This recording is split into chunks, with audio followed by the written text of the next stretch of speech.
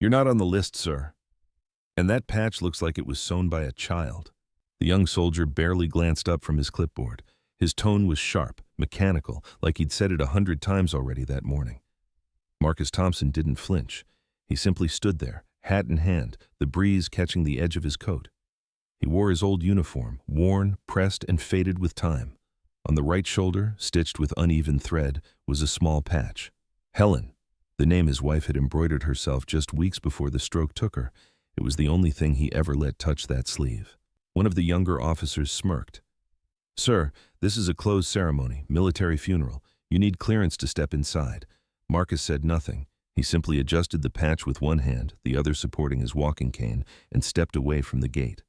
He stood just beyond the entrance, back straight, boots together, eyes fixed on the folded flags waving beyond the iron bars. He wasn't here to disrupt. He was here to say goodbye. From which city in the world are you watching this story today? If stories like this move you, consider subscribing to Hidden Heroes for more tales of quiet legends walking among us. Marcus stayed where he was, just outside the black iron gate. The sun climbed slowly behind him, casting long shadows across the gravel. His posture didn't falter, even with the ache in his knee, even as people in dress blues walked past him without a glance.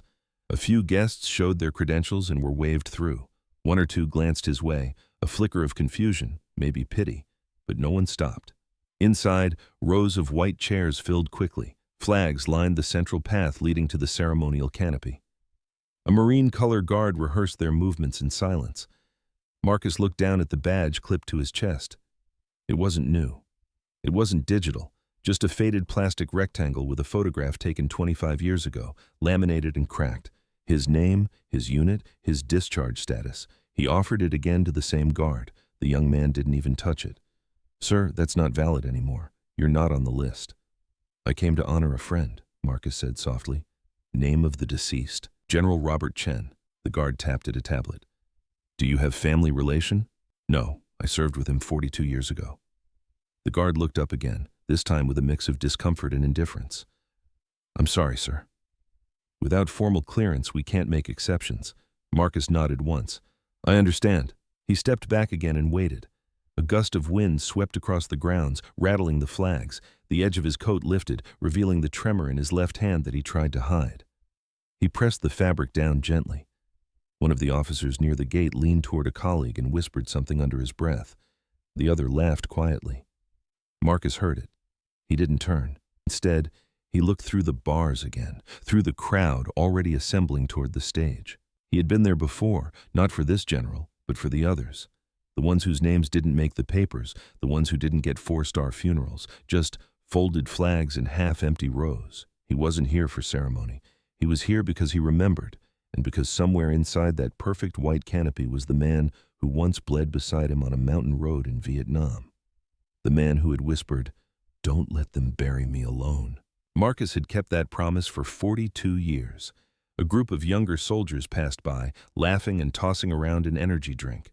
One of them noticed Marcus standing there and paused. "Hey, who let Grandpa out of the retirement home?" The others chuckled. The one who spoke looked closer and pointed at the patch on Marcus's shoulder. "What is that? A tribute or something?" Marcus didn't answer. He raised one hand to adjust his collar, then folded both hands over his cane and stared forward like a statue too dignified to acknowledge dust. The sun was higher now, casting sharp shadows through the black bars. Inside, the service had begun. Marcus could hear the first notes of the national anthem faintly in the wind, the kind of distant echo that makes you straighten your spine, whether anyone's watching or not. He didn't move. Not when the honor guard presented arms, not when the first rifle volley cracked the morning silence, and not when the boys returned. The same group of young soldiers wandered back toward the front, restless, unsupervised, trading glances with one another. One of them carried a program from the ceremony, glossy, folded neatly. Another snapped photos on his phone, casual, smirking. They slowed when they saw Marcus still standing there, still waiting, still silent. "Man," one of them muttered, "he hasn't moved." "That's dedication or dementia." The others laughed. The tallest among them, early 20s maybe, stepped a little closer. His boots scraped the gravel. He pointed at the patch again. "Helen? Was she your wife?" Marcus didn't respond. "She make that for you?" he asked, leaning in. Looks like it came from a dish towel. Another round of soft laughter. Not cruel, but careless. That made it worse. The soldier reached out, 2 fingers only, and tapped the patch like it was a joke badge at a costume party. The fabric twitched. Marcus's hand rose instinctively, not fast, not defensive, just enough to cover the name with his palm. Then he looked the young man in the eyes, not angry, not sad, just steady. The soldier's smirk faded. He stepped back. No one said a word. No one intervened. A nearby officer glanced over, saw everything, and turned back to his clipboard. Across the field, the ceremony continued. A folded flag was being passed from one officer to another. Words were spoken into microphones. Cameras clicked. Dignitaries nodded. Marcus remained at the gate, unacknowledged, uninvited. A moment later, the group drifted away. One of them muttered something under his breath. Another snorted. Marcus sat down slowly on a low stone ledge near the wall, his legs stiff from standing. He placed his hat beside him on the bench and leaned his cane against the stone. He exhaled, a long, tired breath, and then reached up to the patch on his shoulder. He unclipped it with care. His hands trembled slightly as he smoothed it flat in his lap, pressing out the creases like it was something sacred, because it was. The thread was uneven, the letters slightly crooked, but every stitch had been done by her hand, every letter sewn with a love he hadn't understood until she was gone. He stared at it, then folded it once, twice, and placed it gently against his chest. No cameras caught that moment. No one applauded. No one even noticed except one man. A colonel standing quietly near the gate had been watching the entire time. His uniform was crisp, silver star pinned on the chest. He didn't speak, didn't approach. He turned and walked toward the command tent. Marcus remained seated, not slumped, not defeated, just still. The folded patch rested in his front pocket now, close to his chest. He kept a hand over it, as if holding something alive. The sounds of the ceremony floated faintly from across the field. Muffled eulogies, ceremonial commands, the sharp echo of boots turning in synchronized formation. But out here, outside the gates, there was only wind and memory. Marcus shifted slightly on the stone ledge. His knee throbbed. He didn't show it. Instead, he reached down and straightened the crease on his pant leg. He picked up his cane and placed it properly. Then he took his cap and placed it carefully on his head and stood slowly, deliberately back to attention. No one told him to. No one was watching. But he stood as if someone was, as if Helen might be, as if Robert Chen, the man lying in the polished casket 100 feet away, could still see the brother who once carried him 3 miles through enemy territory in the jungles of Vietnam. He remembered the way Robert's voice had cracked that night. Not from pain, but from disbelief. "You shouldn't have come back for me." "I didn't," Marcus had whispered. "She told me not to leave anyone behind." He never said her name, but Robert always knew. Marcus turned now, facing the flag-draped canopy in the distance. His eyes didn't squint. They stared wide and clear. The breeze caught the hem of his coat again. This time he let it flow, and then with no audience, no music, no order given, he saluted. It wasn't a crisp textbook motion. His arthritis made the movement slower, more deliberate, but the meaning was perfect. A salute, not to a general, but to a friend, to a promise kept, to a memory never surrendered. At that exact moment across the field, the colonel who had watched from afar stepped into the command tent. His boots were clean, his posture upright, but his voice was low when he spoke to the man at the center of the room. "Sir," he said, careful not to interrupt, "there's someone outside. I think you'll want to see him." The man standing at the front of the tent turned. His hair was mostly gray now, cropped close. Medals lined the left breast of his formal jacket, but his eyes, sharp, calculating, softened as the colonel spoke one name, Marcus Thompson. There was a pause, then a breath, and then the general nodded. Not like an officer giving a command, but like a man remembering something he'd been carrying for decades. General William Hayes didn't wait for the protocol officer to announce his movement. He handed his ceremonial binder to an aide, removed his white gloves, and stepped out of the tent with quiet urgency. The honor guard paused. So did the speakers, unsure what was happening. Hayes crossed the main aisle, not toward the podium, not toward the family seats, but away from the core of the ceremony, straight across the grass, toward the edge of the gate, toward Marcus Thompson. The crowd turned, whispering. Some stood, cameras adjusted. No one understood why the highest-ranking officer in the field was abandoning his post in the middle of a military state funeral until they saw what he did next. Hayes stopped just inches from Marcus. He didn't salute immediately. He looked first, fully, deeply at the man before him, the man with the walking cane, the man whose uniform was pressed but outdated, the man who had stood without permission, without clearance for over an hour. Then, without a word, Hayes extended his hand, not in command, not in show, but in reverence. "I heard you wouldn't come," he said quietly, "but he made me promise. If you showed up, it had to be you." Marcus blinked, the wind brushing across his face. "Had to be me for what?" Hayes turned slightly and gestured behind him. An aide stepped forward, holding a polished wooden box, the urn, the remains of General Robert Chen. Marcus's breath caught. "He wrote it into his final directive," Hayes said. "Only one man could carry him to rest." Marcus's voice was thin, cracked. "I thought they'd forgotten." Hayes shook his head, eyes glinting. "No, Sergeant, you're the reason he made it to 30, the reason he became the man we're burying today." He paused, then leaned in closer. "And I'm the reason he lived to meet his granddaughter."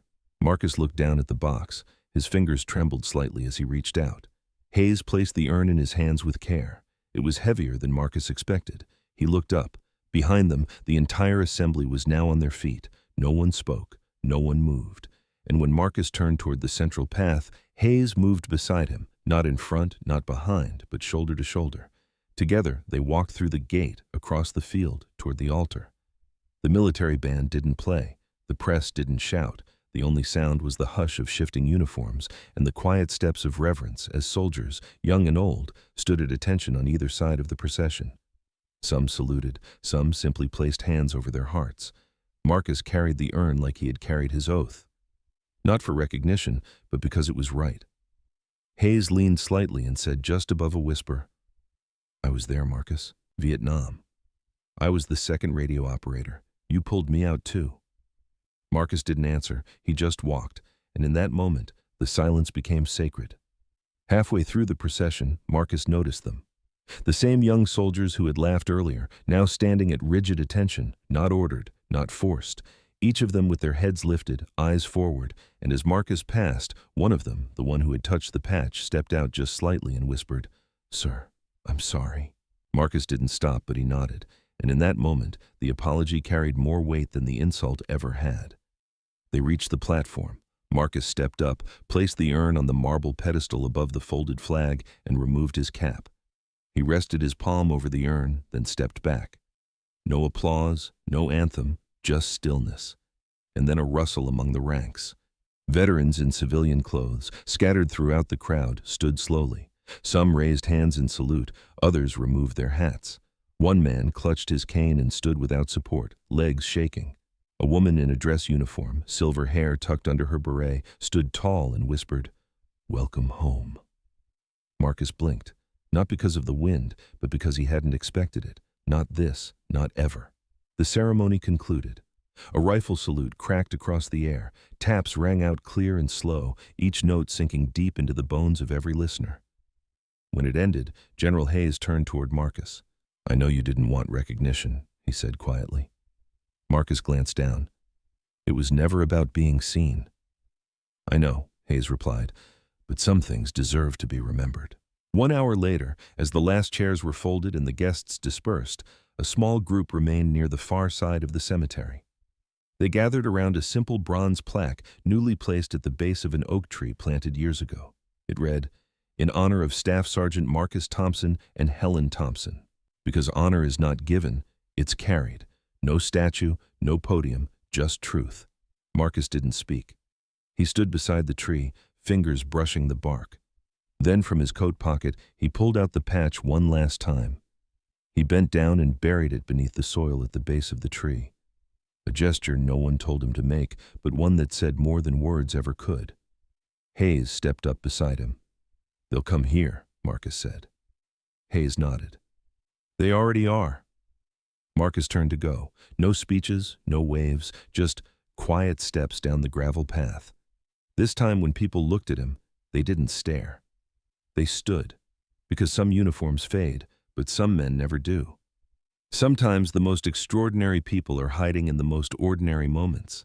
They're the veterans who never spoke of their service, the spouses who stitched love into fabric, the promises kept in silence across decades. Have you ever met someone whose true story was far different from what you first believed? Tell us in the comments below. And if stories like Marcus Thompson's remind you that heroes walk among us every day, subscribe to Hidden Heroes for more tales of quiet legends. Because the next time you see someone going quietly about their work, remember, you might be looking at history itself disguised as an ordinary Tuesday morning. This story is a work of fiction created to honor the spirit of service, sacrifice, and the quiet heroes who walk among us. Any resemblance to actual persons or events is purely coincidental.